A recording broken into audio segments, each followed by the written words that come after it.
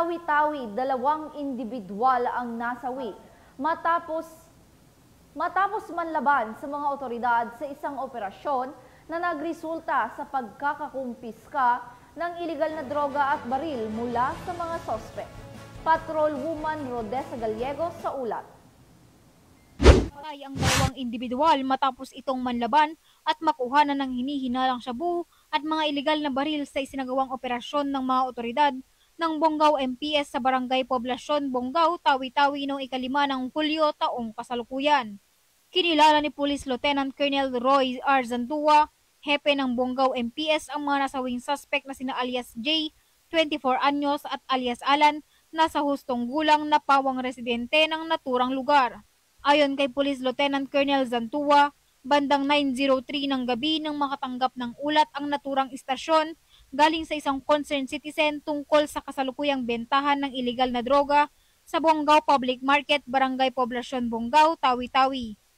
Agad namang tinungo ito ng mga otoridad ng Bonggao Municipal Police Station, katuwang ang 1405th Regional Mobile Force Company, Regional Mobile Force Battalion 14B, ngunit nang matunugan ito ng mga suspect, agad nilang pinaulanan ng bala ang mga otoridad na nagresulta sa palitan ng putok at pagkakasawi ng mga naturang suspect.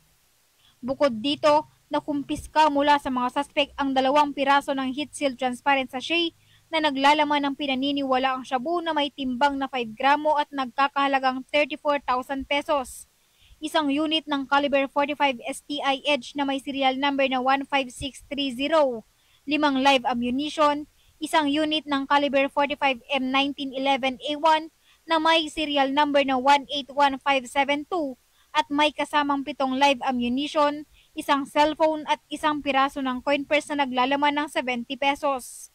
Ang bangkay ng mga nasawing suspect ay dinala sa Datu Halon Memorial Hospital habang ang mga nakumpiskang ebidensya ay nasa kustodiya ng Provincial Forensic Unit Tawi-Tawi para sa pagsusuri at wastong disposisyon.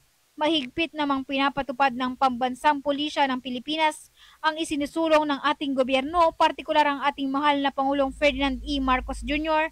na tugunan ang kampanya kontra kriminalidad at tiyakin ng kapayapaan at seguridad sa ating bansa tungo sa bagong Pilipinas. Mula dito sa rehiyon ng Bangsamoro, ako ang inyong Police News Network Correspondent, Patrolwoman Rodessa Gallego, alagad ng batas, tagataguyod ng Balitang Pulis. Maraming salamat, Patrolwoman Gallego.